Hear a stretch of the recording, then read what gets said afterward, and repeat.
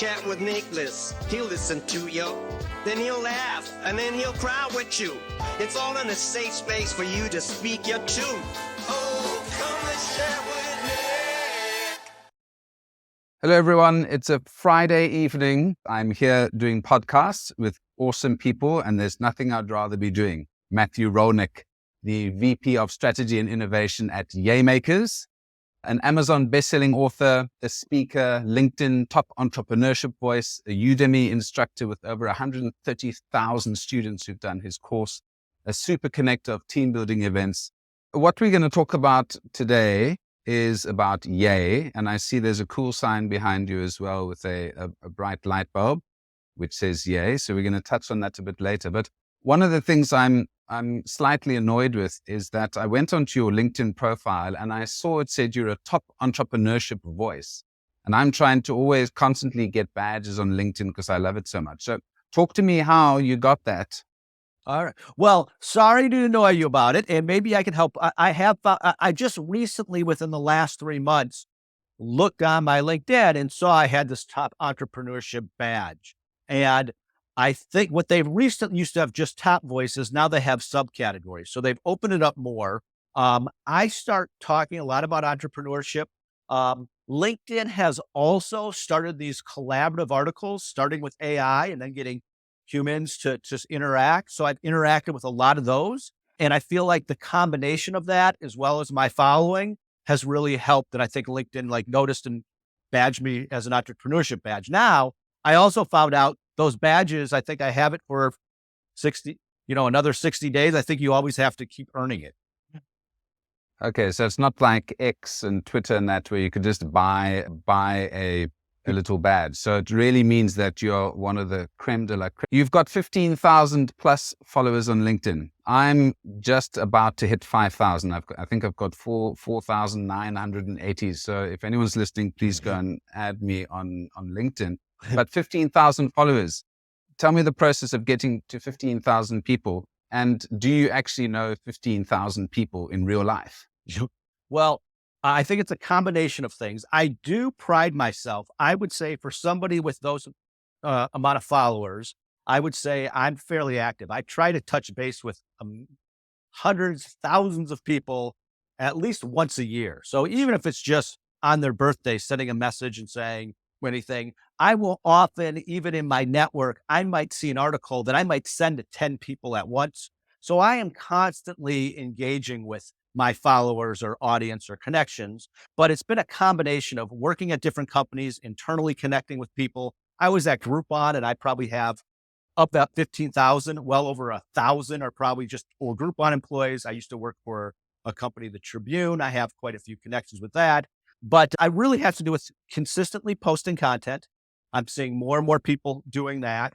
And also kind of like what you're doing, you having a podcast connecting with me, I noticed when I interview people and I post it on LinkedIn, whatever that company is or the person that works for the company, all of a sudden, quite a few people from that company start following me. So that's a big part of it. I think some of my writing, the book, I've done some courses, that has continues to increase my following, and it kind of starts to snowball. And like yourself, now that I've been on several more podcasts, that's been increasing my following as well. So it's a combination of content, connections, professional relationships, and some podcasts.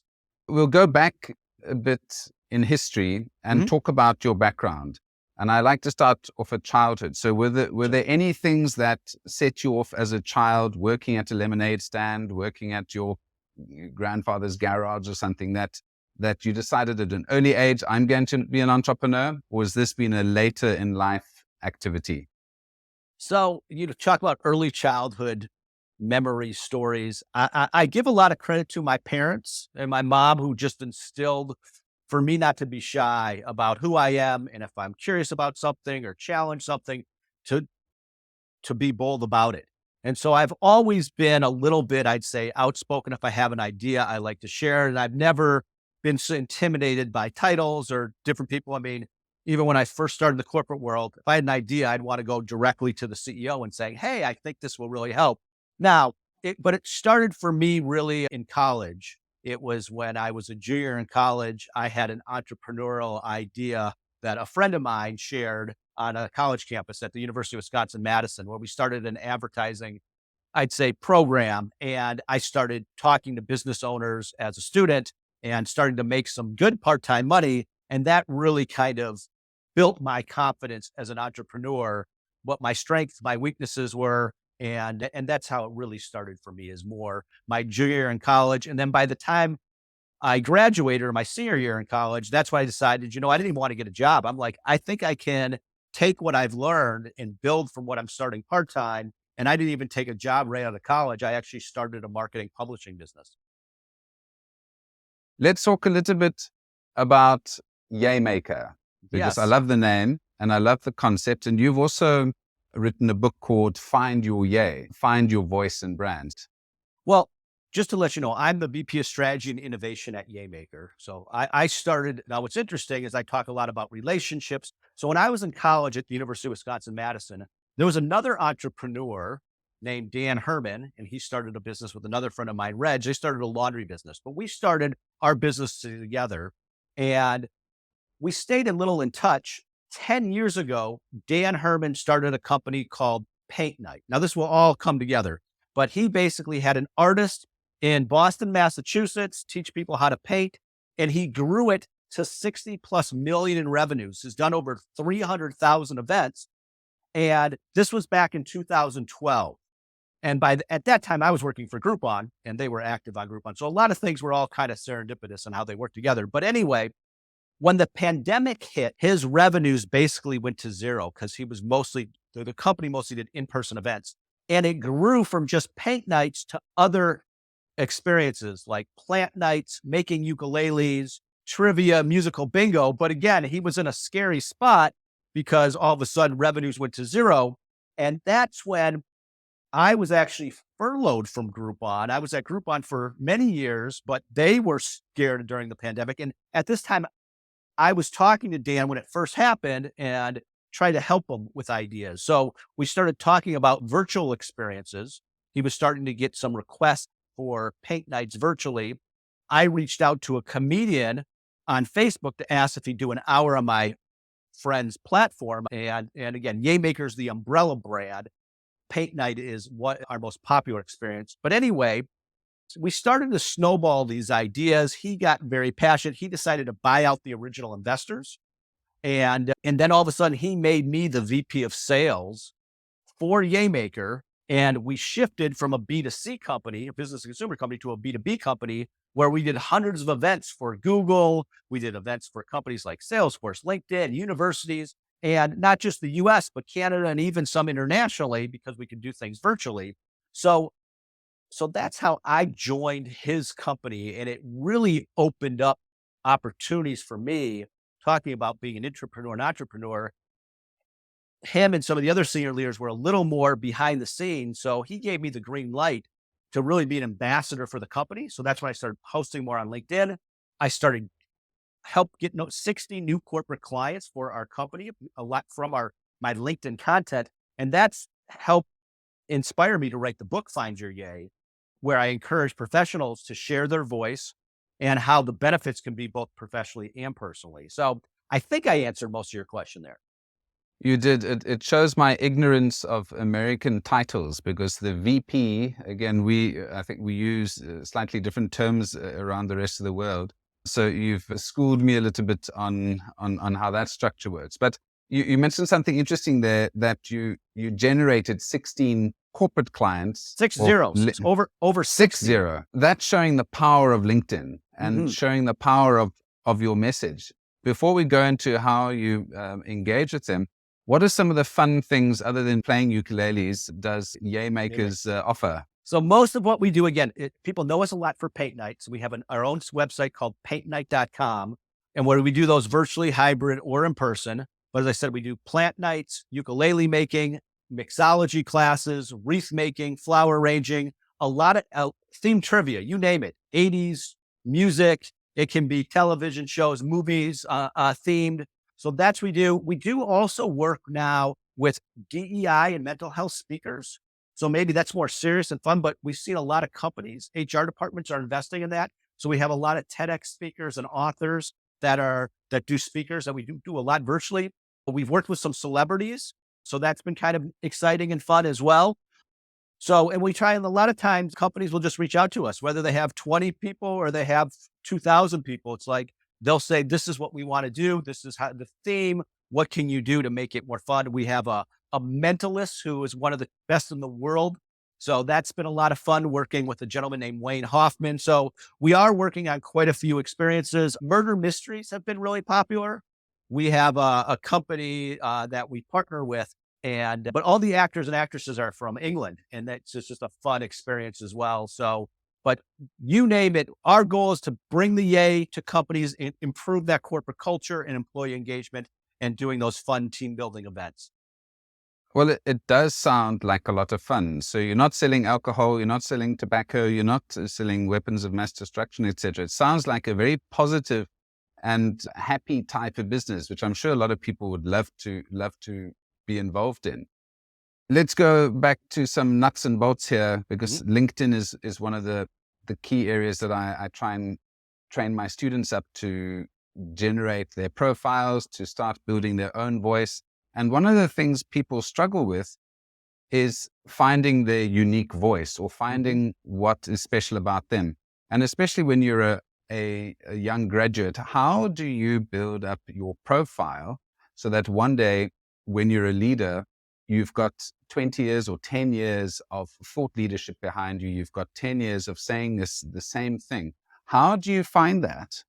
So that's a great question. It's always a question I ask. So there's a couple things. One, I encourage people in LinkedIn to find maybe 5 or 6 other profiles that you aspire to be. Now, I'm always learning. There's a woman named Hala Taha, who's a top 100 podcaster, has over 220,000+ LinkedIn followers. I took one of her master classes to keep sharpening my saw.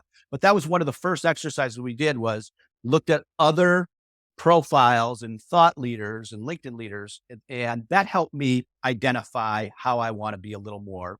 Another thing was, who is your audience? So for me, I really wanted to have CEOs, founders, presidents, those people kind of follow me more. Now I can see my LinkedIn, and those are my top followers, are CEOs, founders, co-founders, presidents. But to your question is, when you first start out, I think one is knowing the industry you're the most interested in. I'd look at that as one bucket. I'd look at what you think your role is. Are you somebody that wants to be a CEO, a vice president of sales? Do you want to be an accountant, whatever, an engineer, whatever it is? I'd look at that as another bucket. And then I also think there's a personal interest that you can lean in on. So I have a friend, somebody that I've consulted a little, Noel Berkman, who also, he's been a very successful professional, chief strategy officer for a company. He had dyslexia. Now, he still has dyslexia, but he actually leaned and decided rather than hide it, be more vulnerable and talk about it. And now he's become more of a thought leader from that space too. But I think if you have a personal interest and you're passionate about it and share business lessons. So I think if somebody can identify with you personally and you can integrate that in some of your content, that helps. And then the last thing I'll share is I think it's really important to align whatever you're doing professionally to where you want to be. So if you work for a company that makes signs or makes websites, think about content that can do both, that can connect with that. Because I feel like, ideally, if you're working for a company, you want them to be supportive of your content. So I was very conscious on my content ever since I joined Yaymaker. You talk about us bringing fun or bringing the yay, but I found broader topics like corporate culture, team building, employee engagement, employee retention. These are all really important, broader, more macro topics. And I decided to read more articles on them, interview more thought leaders on that, and make that part of my content and really build myself more as a thought leader in that space, which indirectly can benefit Yaymaker because we have a solution of team building events. So hopefully that's helpful. Yeah, I think, as you mentioned, the research side is very important. You don't have to start from scratch. You don't have to think, okay, I need to create a profile. What should it look like? Have a look at best practice. Have a look at what other folks are doing. And I had a fascinating chat with a very dynamic young woman who has written a best-selling book on Amazon. And she mentioned to me that there are 16,000 categories of books on Amazon. And she didn't even know she was a bestseller until she checked and had to look, oh, wait, I'm number 38 in XYZ category. And what she did is she looked at all of the other authors that were at number one. She went and researched what are the topics they're writing about, what media are they on, what social media channels do they have? And she had spreadsheets and spreadsheets of this. And every day she researched. And as sure as God made little green apples, she's now climbing up the ladder in terms of awareness, doing tons of podcasts, got great content on YouTube. And she's not, if I put it this way, she's nothing special. She's not different to any one of us, but she has decided this is what she wants to do, and she is making it happen. And there are two ways to make it, either by luck and being at the right place at the right time, or making luck for yourself. And that's what she's doing. And it's working, and it can work for everyone else there who thinks they're not going to be Richard Branson or these folks. You can get to that stage, but it's by hard work and research. You shared a lot of interesting things, and I did see a clip, I believe, that you posted on LinkedIn where I heard her talk about that, and it made me think about a couple things. One is, again, you can take baby steps when first starting content. I mean, you can just share somebody else's, you can share an article and talk about that. Ideally, you have some of your own ideas, and I feel like a lot of people are shy because they're like, what am I going to share that people will find interesting? What's that? But again, if you think about what you're saying and just share some commentary, that's a start. And then what you said, to be an Amazon bestselling author is not as challenging as some may think, because there's so many categories. My book, I found there was categories I didn't know about. There was a short, like this, my book takes under an hour to read. And there was like an Amazon business short book that I was on top of the charts with for a period of time, and different marketing type categories or things like that. And so there are, my publisher was very good at finding the right way to market in the categories that really help build. And now, even with the help of AI, I mean, I'm not encouraging people, but like AI, literally ChatGPT can write a book in 2 minutes or less, but it can be a great partner. So I don't recommend someone just utilize it, but to help flush out, think of topics, things like that. So there's more tools at people's discretion to write books. There's more self-publishing help. And I'll share with you that if you make that a goal, like I love talking to people. If anybody wants to talk about, hey, what are the pros and cons? What steps would you need to do on publishing a book? I love being that resource. I've helped several people now talk to others, find that right publisher, self-publisher to do that. But for me, it's opened up new doors. I mean, because of that, I got new consulting clients. I helped bring in new clients to Yaymaker. I've been asked for paid speaking engagements. I mean, it's really opened up doors in ways that normally I think it wouldn't. And to be on podcasts like yourself, I notice other podcasters, if someone has a book that's, that can be appealing. So anyway, so I encourage what you said. I mean, everybody's special in my mind, but everybody can have a voice and find a niche, and they can break through by just making it a goal and just taking some steps to get there.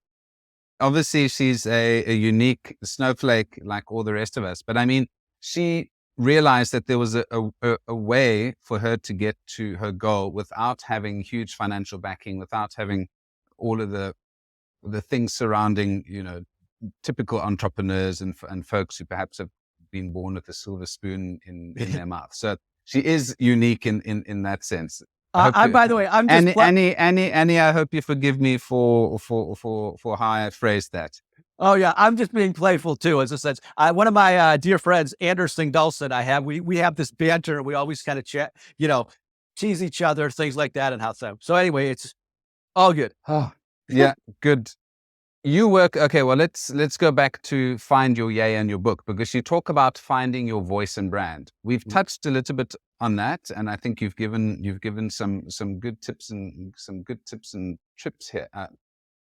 And you've given some good tips and tricks here for us to have a look at. You don't just support business at Yaymaker, but you're also an official member of the Forbes Business Council.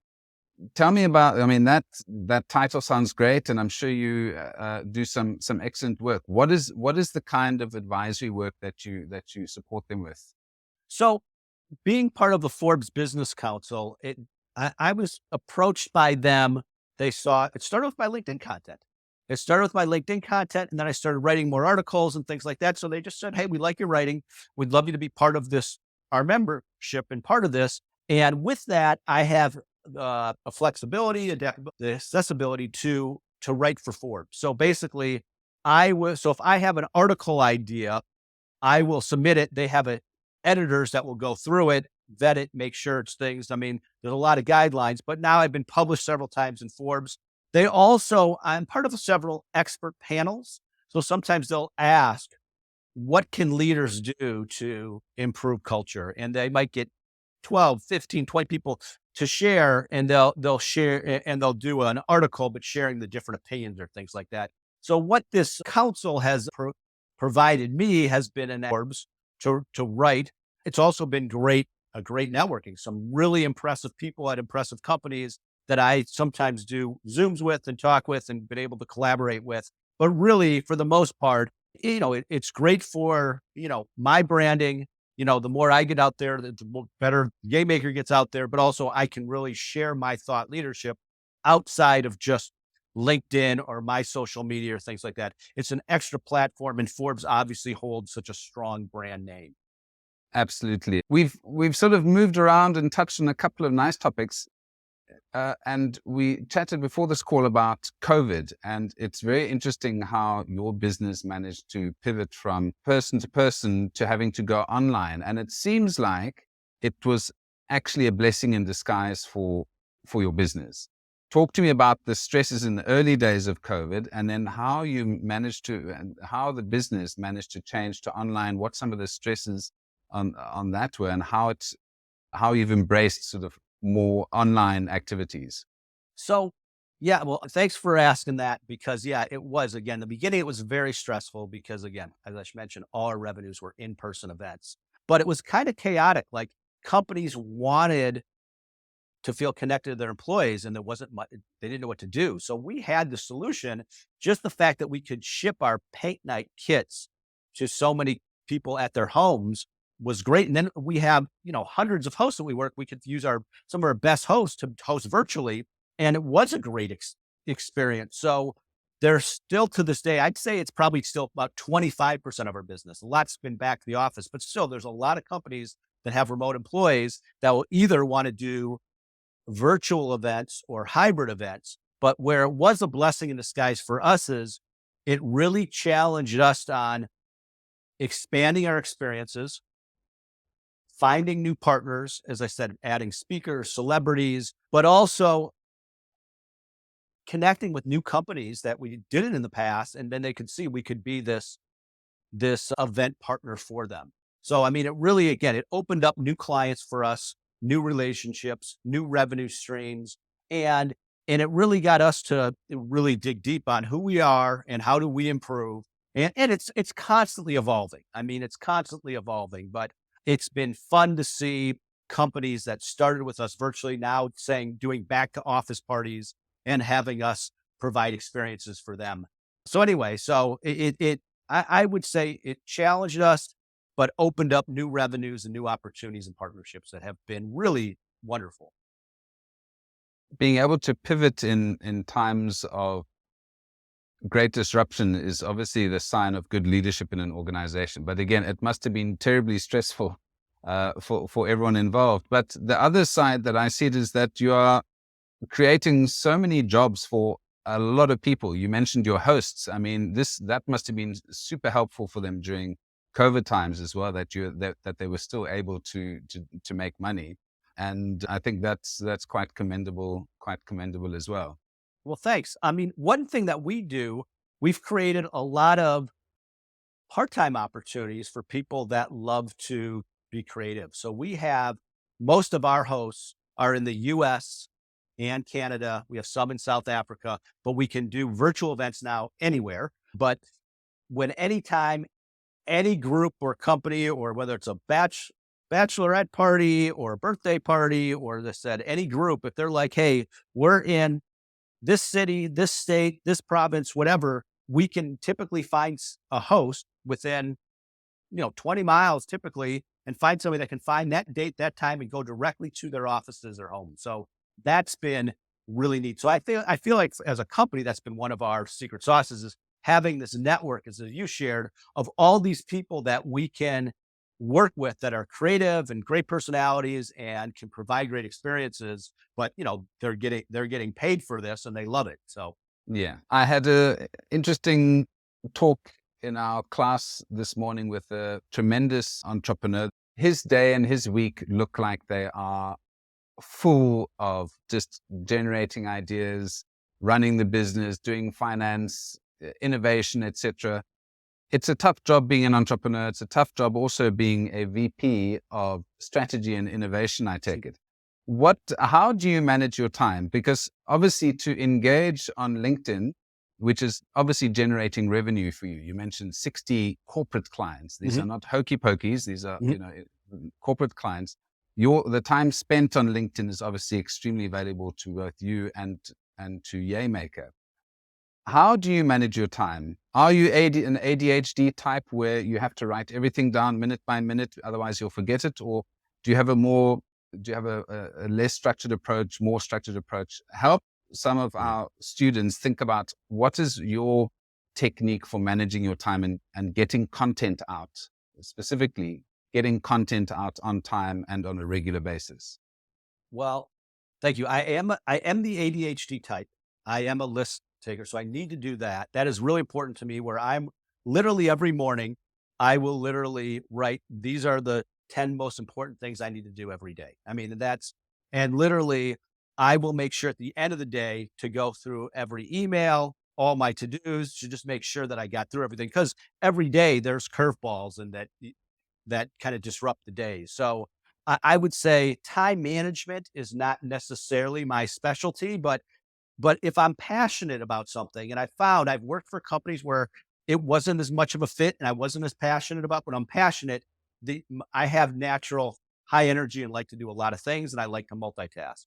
When it comes to LinkedIn, I'm also a little different too, because I have set up structure. So like Monday is more of a motivational quote or post, and Fridays is more of a fun thing, and Tuesdays will be me interviewing somebody, and Wednesdays can be a poll. So I've set structure that way, but I am constantly having ideas in my head, and I keep a journal on all my ideas and then what I think can be content. So I could literally wake up, take a shower. Next thing you know is an idea come to my head, and within 8 minutes, I've got a post on LinkedIn. Now, there's another company called Market Scale that I'm a little bit of, I'd say, an ambassador of, but I'm utilizing their tools. They're helping me take video and really making it more engaging and dressing it, making it more pop, making it into little clips. I really like this platform. It really helps, I'd say, companies get their employees to engage more. So you don't need to be a content creator to do it, but that's been helping me. But for the most part, I try to post 5 times a week at least. But a lot of my ideas are somewhat organic. And then I'm a believer in getting thought leadership and content from others. That's why, like, once a week, I like to interview somebody else too. And even like this, when you have something, there might be a clip of this or something that I might use as content. So, but again, to answer your question, I feel like if you're somebody who is a little intimidated by LinkedIn, I'm going to recommend doing a crawl, walk, run approach. So for your audience, I would say make it a goal. If you haven't posted in the last 6 months, to post once a month, and make it, all right, maybe for the month of November, you pick a date, I'm going to post something. And then you pick the second time, December. So make it once a month, and then think, what's a post that is authentic to you, that's interesting in your industry, that, your company would embrace or your business or something. Think of one post that's relevant and don't worry if you only get 2 likes or hardly any engagement. It's okay. The idea is just getting more comfortable with.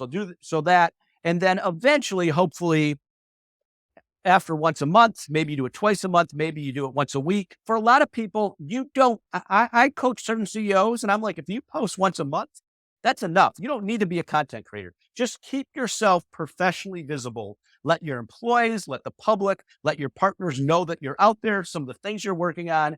And it can be just showcasing another person on the team, a new project. It doesn't need to be special. And again, if you're kind of new coming up, share a project you're excited about or something that you've done or a collaboration with another colleague or shout out a client. Those are simple things you can do. That's a starting point. So again, I'll keep saying this: crawl, walk, run. And once somebody does a post that gets a little more engagement or they connect with somebody that they were extra excited that turned into something a little more tangible, then I see the ideas turn more within them and then they want to post more too. I see something that's consistent through a lot of folks that I've spoken about is the planning side of this. Monday, Wednesday, Friday, you've got an idea of the theme that you've got in mind, and you're quite consistent with that. It gives you a little box. So Monday, like you said, it's inspirational. Then it makes it much easier than, okay, what the heck am I going to do on a Monday? And I think if people keep that mindset, keep it structured, people know then what to expect on a Monday, a Wednesday, and a Friday. And it's not about posting every 5 minutes, because that will also drive people mad. I've actually unfollowed people who create too much content, because honestly, I don't want to see that name the whole time with random things. So that frequency is super important. It's been very cool chatting to you, especially about understanding your way of dealing with LinkedIn and how you've grown it and how it's valuable for both your personal brand, but also how it's helped generate revenue for your business. And I think a lot of people are worried about putting themselves on LinkedIn because they think, oh, it's too much about me. My boss might not like me talking about the company, etc. There's a fine line. We won't talk about that now, but I think you've got that balance right in terms of you are generating new business for your organization, but are also helping to build your own brand, and that's a win-win for both sides. To help other people figure this out, where can I send them to get your book, and where can I send them to find you online? So to find my book, they can just go to Amazon. The book is called Find Your Yay. If you type in Matthew Rolnick, Rolnick, you'll find it. So that's with the book. And then, and by the way, again, I do love talking to people about if they're thinking about a book. I love helping people, think through that process. So feel free to have them reach me. And then love people finding me on LinkedIn, follow, connect with me, things like that. But Matthew Rolnick, you should be able to find me. And then my email is mrolnick@yaymaker.com. Anybody who is thinking anything I said resonates, if they ever want to talk about corporate culture, team building, thinking about an event for their company or group, they can always reach out to me. So those would be the things to reach out to me. Awesome. Well, Matthew, have a fantastic weekend. Well, thank you so much. It was great being on your show, and I look forward to staying in touch. Come chat with Nicholas. He'll listen to you. Then he'll laugh, and then he'll cry with you. It's all in a safe space for you to speak your truth.